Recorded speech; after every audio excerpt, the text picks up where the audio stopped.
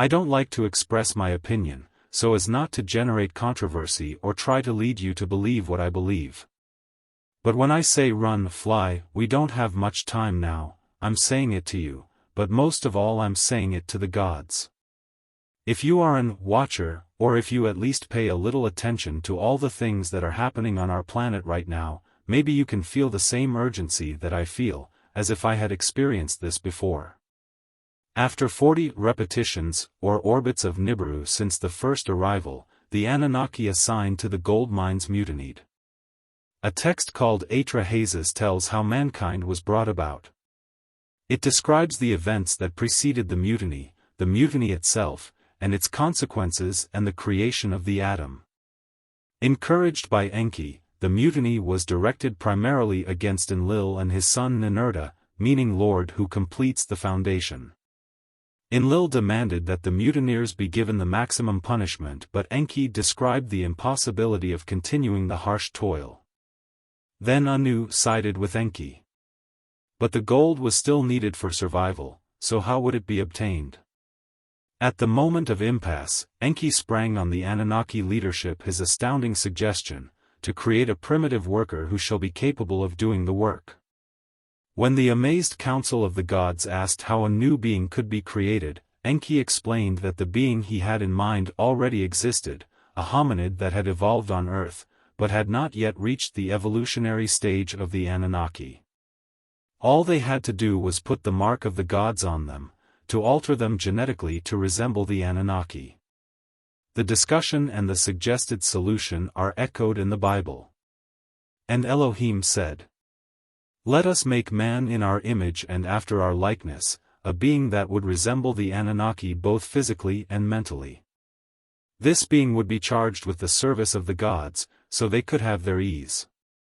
Enticed by the prospect of relief from the hard toil, the gods agreed. Several Sumerian texts describe how, with the help of Ninmah and after much trial and error, a Lulu, a mixed one, was created. Though he had voted for the genetic experiment, Enlil did it reluctantly. Unlike the great scientist Enki, he was not carried away by the scientific challenge. Maybe he said, "We did not come to another planet to play God." He was simply infuriated when Enki performed the second unauthorized genetic manipulation. "You have made the atom to be like one of us, able to procreate," he shouted, "one more step, and he will also partake of the fruit of the tree of life." So mankind was banished from the Garden of Eden, to fend for itself, and they proliferated and filled the earth.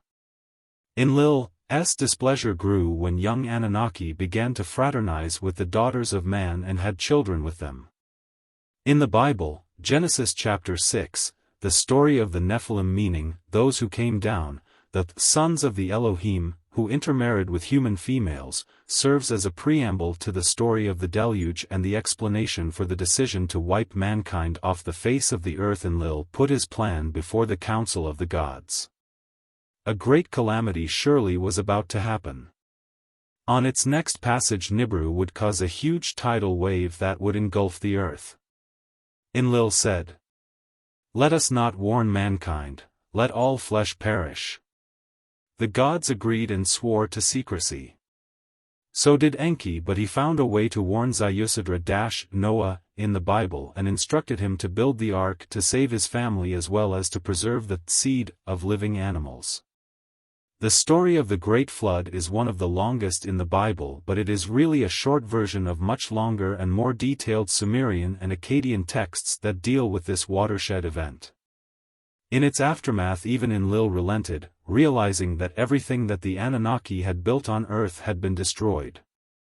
So they needed mankind as a partner to make Earth habitable again. With Enlil's consent, the Anunnaki began to advance mankind culturally and technologically, in intervals that lasted 3,600 years, matching the orbital period of Nibiru. The culmination of the process was the Great Sumerian Civilization. On the eve of the deluge, the Anunnaki went to their orbital craft to escape the calamity, watching the havoc and total destruction from Earth's skies. Not only mankind perished but everything that the Anunnaki had built in the past 432,000 years was wiped off the face of the earth or buried under miles-thick layers of mud, and that included the spaceport they had in the Eden. As soon as the tidal wave began to recede, they could bring their Earth-orbiting craft down on the Near East's highest peaks, the peaks of Ararat. As more of the dry land appeared, they could use the landing place, a vast stone platform that had been erected before the flood in the Cedar Mountains of what is now Lebanon.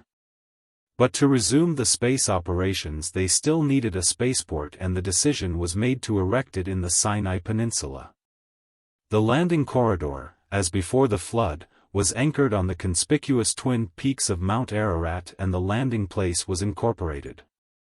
A new mission control center to replace the one that had been in pre-diluvial Nippur was selected, and two artificial twin peaks, to anchor the landing corridor's terminus, were erected, the two still standing Great Pyramids at Giza in Egypt, concerned by the simmering rivalries between what has come to look like two distinct clans on Earth. The location of the spaceport and its auxiliary facilities assumed major importance. To minimize frictions, the de facto division of domains between Enlil in the Eden and Enki in the Abzu was formalized. The former and his descendants granted dominion over Asia and nearby parts of Europe, the latter the whole African continent. That meant that the pre-diluvial landing place and the new mission control center were in Enlilite territory, and the Great Pyramids with their intricate guidance systems in Enkiite hands. It was therefore resolved to place the area of the spaceport, the Sinai Peninsula, in the neutral hands of Ninmah. To mark the event, she was given the title epithet Ninharsag, Lady of the Mountain Peaks. To continue following this and other Anunnaki controversies, come to Anunnaki World. Subscribe to the channel, like, comment and share to expand the Anunnaki world and be part of it.